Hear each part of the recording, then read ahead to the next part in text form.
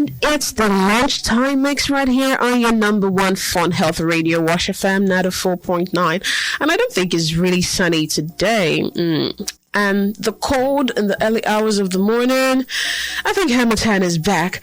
Anyways, we are thrilled to introduce a truly remarkable guest today, Yemisi Egunjobi. She's an author, educator, and a Fulbright Fellow of Hubert Horatio Fellowship, where she studied children's education, book production, and leadership communication at the University of Washington, USA, alongside multiple degrees from the University of Ibadan, Nigeria.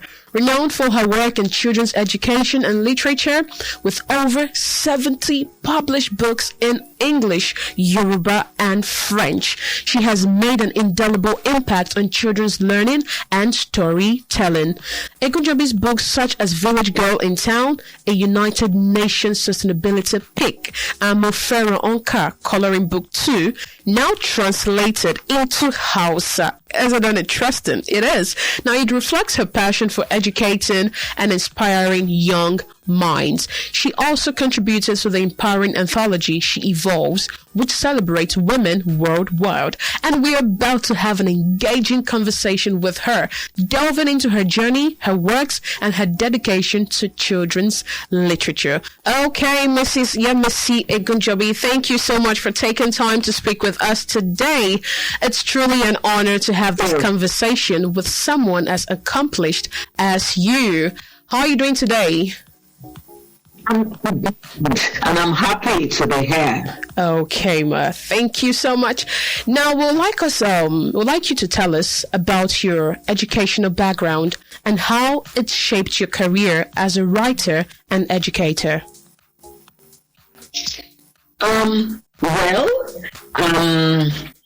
I went through the primary school, the secondary school, and then to the University of Ibadan.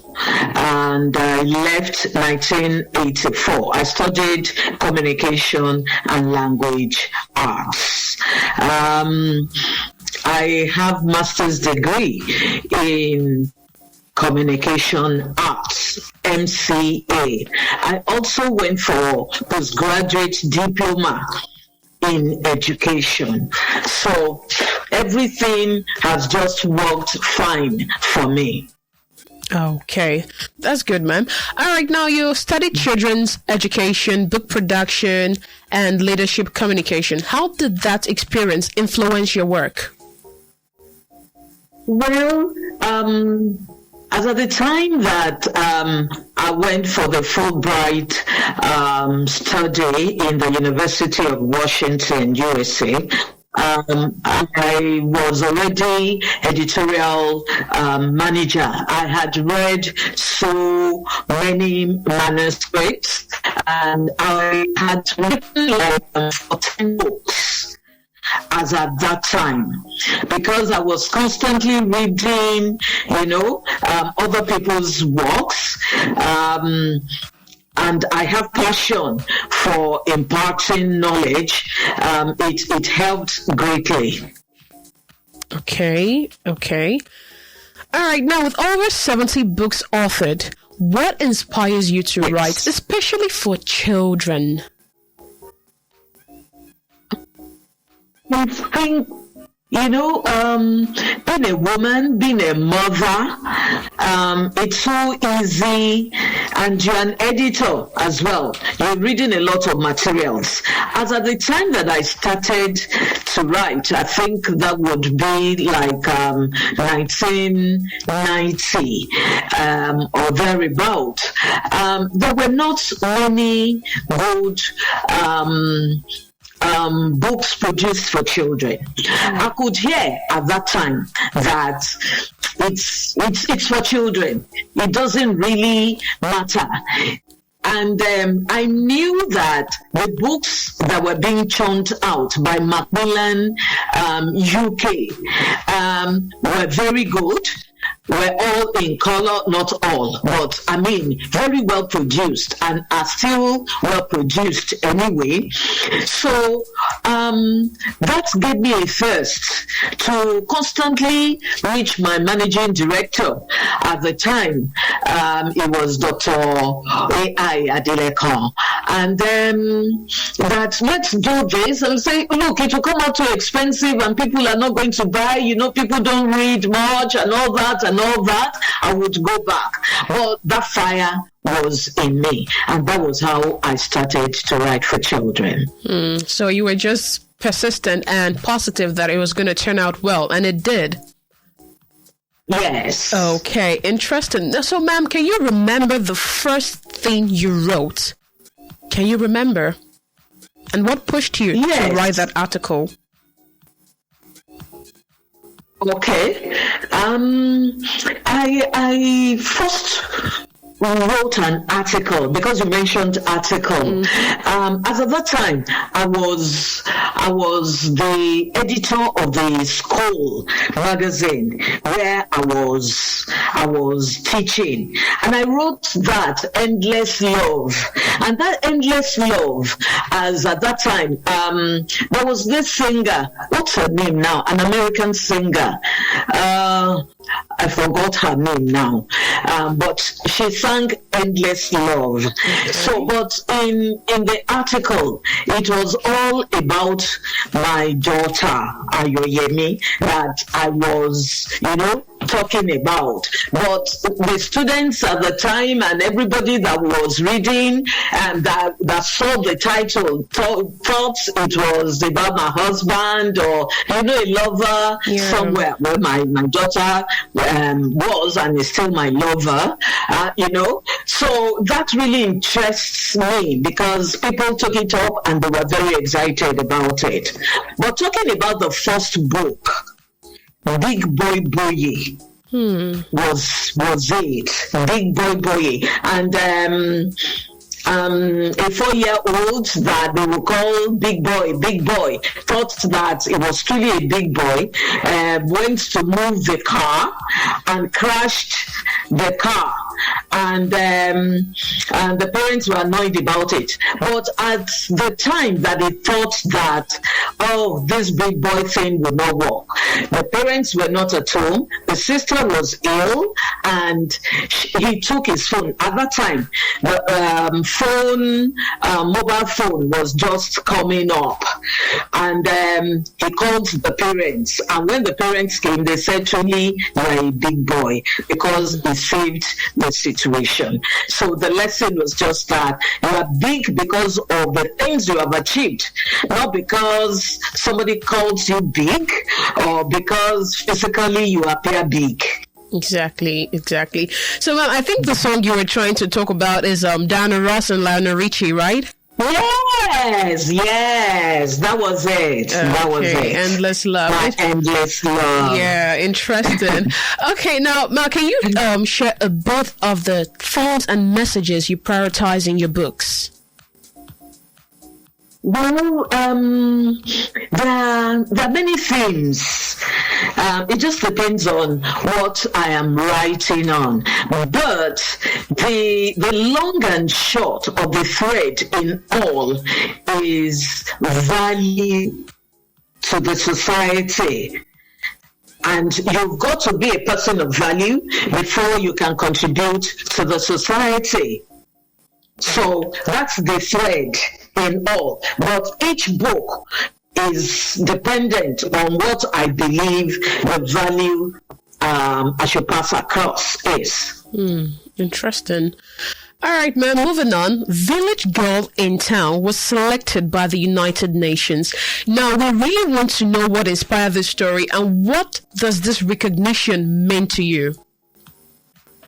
Okay. Village Girl in Town. As at the time that I first wrote the story, the manuscript, there was I was called to write that by an organization known as IBBY, International Board on Books for Young People, the Nigeria chapter. Okay. So I wrote it. It was meant for water and sanitation, and it was for United Nations as at the time too. So when I had the manuscript written, there was an unfortunate situation. Our house at that time got, well, not totally. It wasn't razed down, but it was caught by fire. Wow!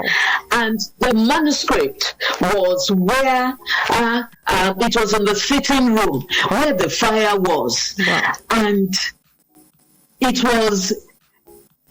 It was just a bit of the first page that got burnt, whereas the television, the radio got burnt. Wow. So I knew that there was something about that story that I should produce. So as at that time I wasn't able to produce it for United Nations, but can you imagine, at the end of the day I produced it myself along with two other titles, The Killer Man, which is also on deforestation, and one other one, I think what's the title of the story again? Two Dark Days. Okay, Two Dark Days. Two Dark Days, which is on HIV/AIDS. So the three books I now produced myself by JFR Publishers, and I added a workbook to it, an activity book to it. And interestingly, United Nations SDG accepted it. Mm-hmm. So what was not accepted at that time, it wasn't just ready and all that, it got still approved by the same organization. Okay, interesting. I'll say I really love your spirit of resilience. It's really, really captivating. Thank you. All right, ma'am. Now, your book, Mofero Onka, Coloring Book 2, was translated into Hausa. How does it feel to see your works embraced in multiple languages and cultures? Well, it's very interesting. The thing about writing is it's either you are inspired or you inspire yourself. There has to be that inspiration. So I was inspired to write Yoruba. In actual fact, I never studied Yoruba anywhere. But remember, I told you I studied communication and languages. Yes. And so I had always loved to write in Yoruba, just to write in Yoruba. That's the tribe that I belong. And I just love it. It's just one of my platform of confidence. That it's not all about speaking English about. Mm-hmm. You must be able to relate to your tribe, to your language. You must belong there. So when I wrote that Mofero okay.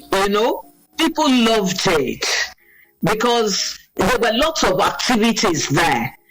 It's a coloring book, and dot to dot, and the children would connect, and they would learn Yoruba counting. Okay. So I loved it, and I was surprised that people were calling that, let's have it in different languages and all that. I was able to do that in Hausa. I still intend to do that in Igbo as well. I mean, I'm not the one that will do it. I'll get somebody to translate it, but look into it and be sure that it's well prepared. Interesting. All right, now let's talk about She Evolves, the anthology you contributed to. What message do you hope women take away from that chapter? um, that book. That's the back cover. Mrs. Babatunde put her signature that 5 women wrote for 5 different decades. Okay. Yet they were saying the same thing.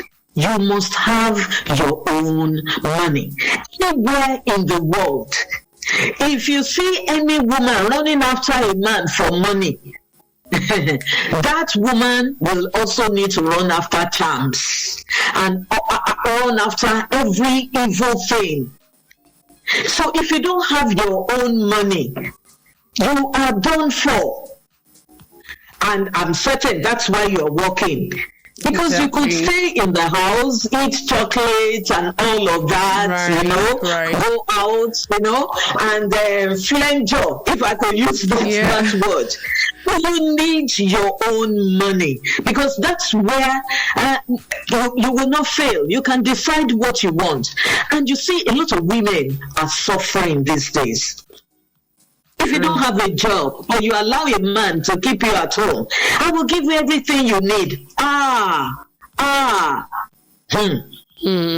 True. That's a problem. That's the spirit of entitlement.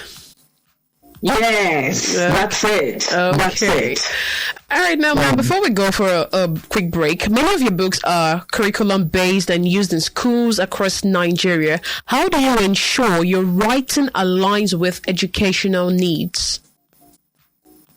Well, I think that's a bit easy because there is that curriculum. And it's not that Nigerians don't read. We're just so classroom or school-based that if it's not adopted in schools, then they would the books will be read, but just in singles like that. Okay. And the business of publishing is all about education plus business, making money, no matter how little. That's the only way you can keep being in business. So I refer to the curriculum. Okay. A lot of times. Okay. Yes. All right, Miss Egunjobi. Now let's talk about this chocolate boy. That name or that phrase, it doesn't seem like a regular title for a book. What's the story behind it? Well, the chocolate boy,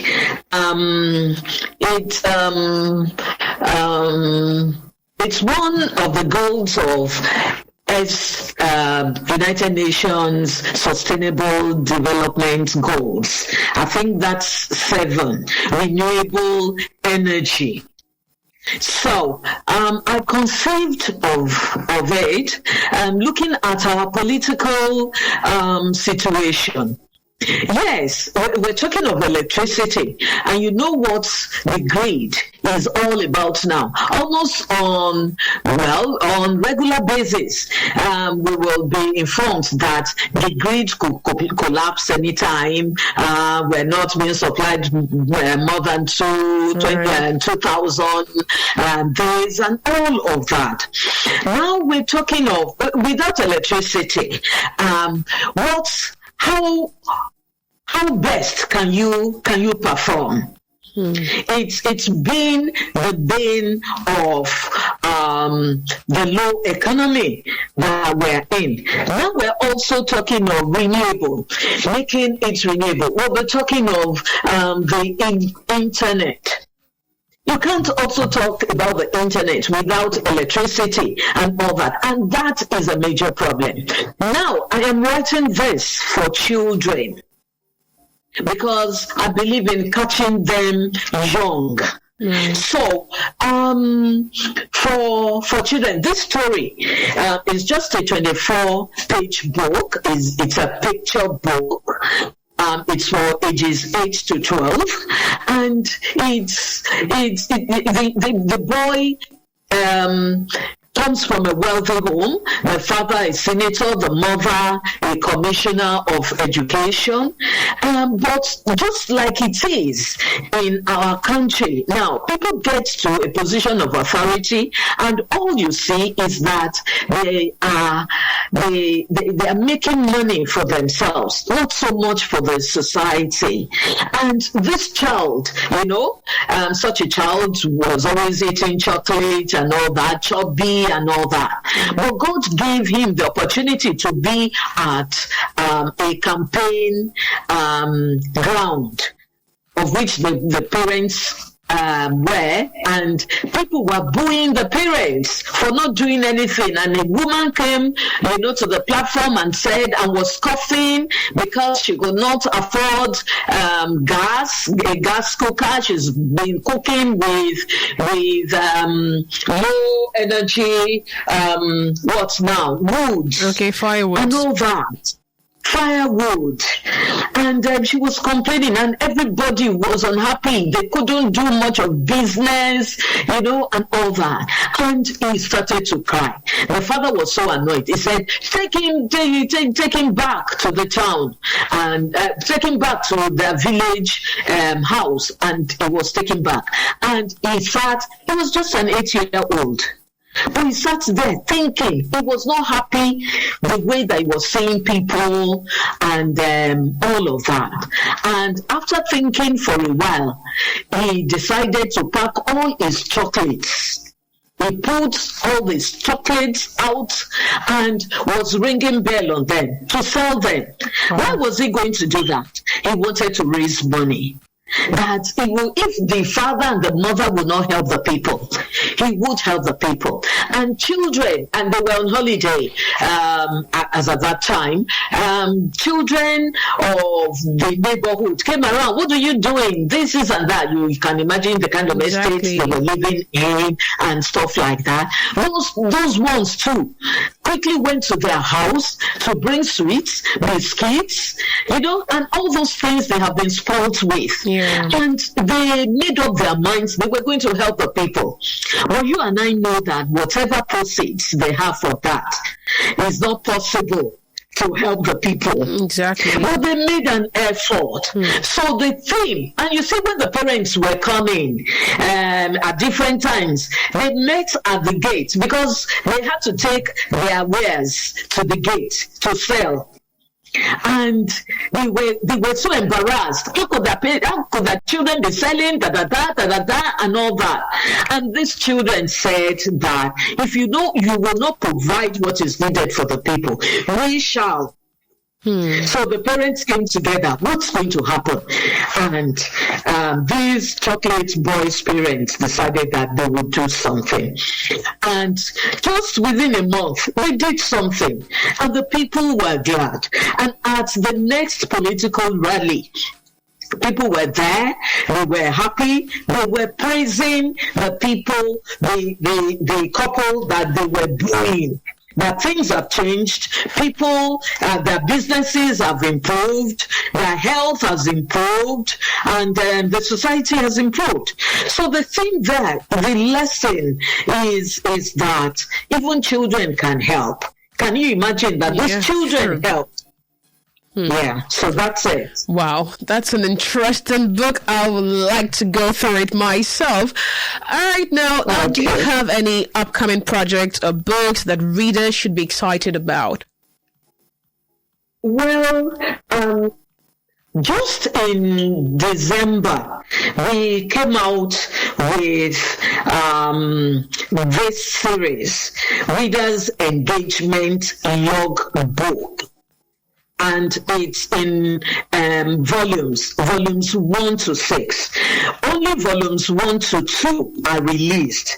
But this has been a wish in my heart for years that children should have a record book of what they have read. I remember in those days that we were growing up, it was a competition of what James Hadley Chase's title have you read? and said, I have read this, I have read that, Mills and Boom that you have read. And I also remember that when my children were growing up, I would just hear knocks on our door. Who is that? I would just see, strange girls and boys that I didn't know from the neighborhood. Exactly. What is it? And I will ask my children, what do they want? But, anytime I had the opportunity of being at home, I would be hearing different knocks. They have come either to give books to my children or to take books from them. That was when I learned that there was a market in Challenge in Ibadan at that time, that a man was running a book club.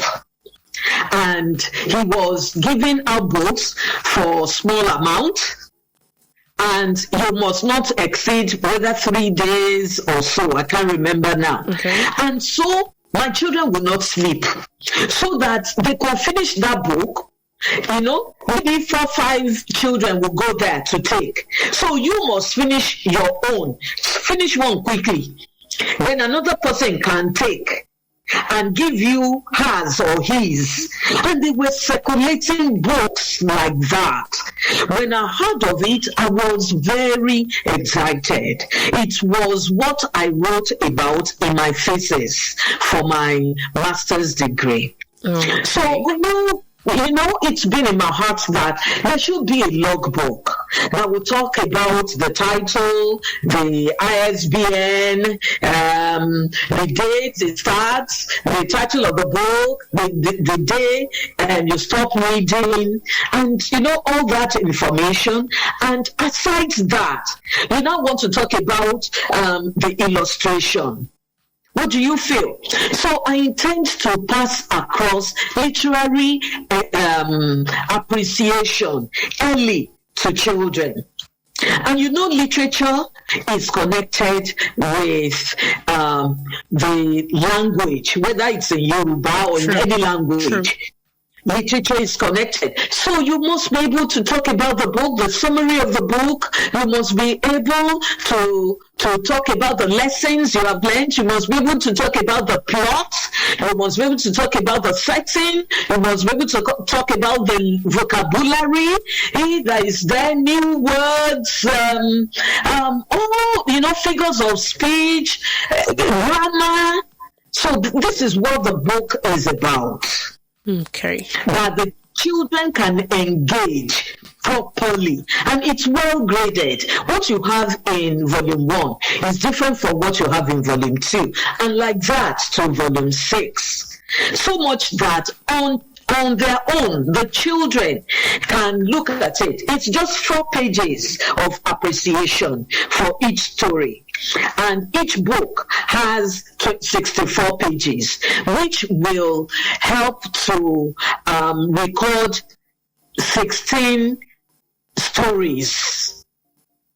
Okay. So that's the whole idea of the logbook. Okay, that's fine. All right, man. Now we heard that there's a little returns on publishing investment. How true is this, and why are you in it?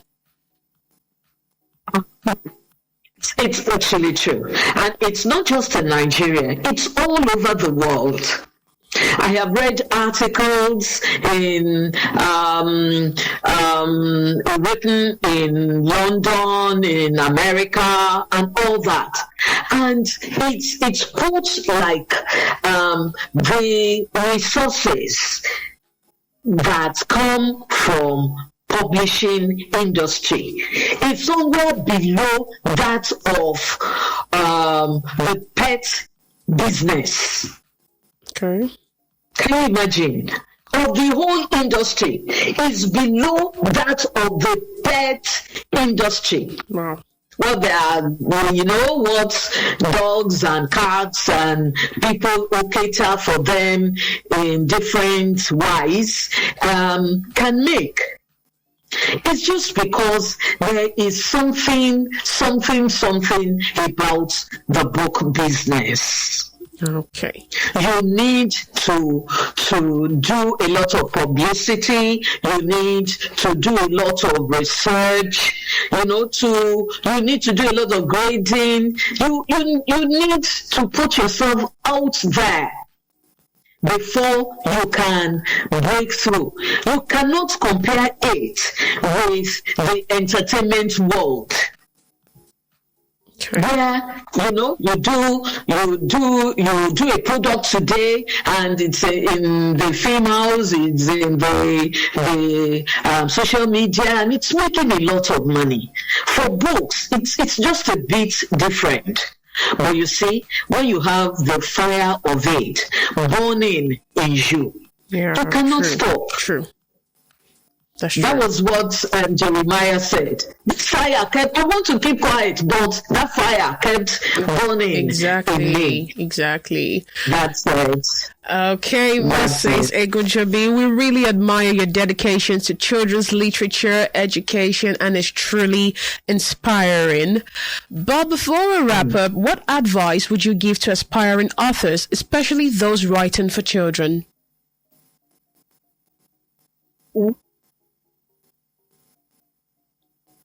I think you have said it. That resilience should be there. But it's not just being resilient alone. You must learn the trade of it. Okay. How do you produce a good book? In Nigeria, usually, we are didactic. This is how it should be, and we force the lessons down the throat of the children. We don't allow the children to learn their lessons, and it's the same in the way we allow our children to grow up. I'm not saying you should spare the rod. That's not what I'm saying. Exactly. But allow children, to learn their lessons. So in these books too, it's important that we pitch the lesson in such a way that children come to the realization that they can do something, and this is the way they can help. They may need some assistance from adults, but let them own their lessons. So that's a very important lesson I learned when I studied writing for children in the University of Washington Extension. And we learned to also go out there and publicize the books. The children are not the ones that usually likely to purchase the books, but when we pitch it and preach it to them, they will force their parents to do something. And then to our educationists, we just cannot give up. I go to different workshops or conferences, book conferences abroad, and you really can be proud of those books that were published for children in Nigeria. Things have changed now. I must be quick to say that we are producing very beautiful books to international standards. But those are part of those things in the 90s that spurred me to do everything that I could to do a good children's book. Okay, all right. Thank you so much for sharing your wisdom and experiences. It has been an absolute pleasure speaking with you. Before we end, do you have any final words for our listener or readers? Well, there is also that coinage out there that readers are leaders. True. Because you don't need to experience everything firsthand.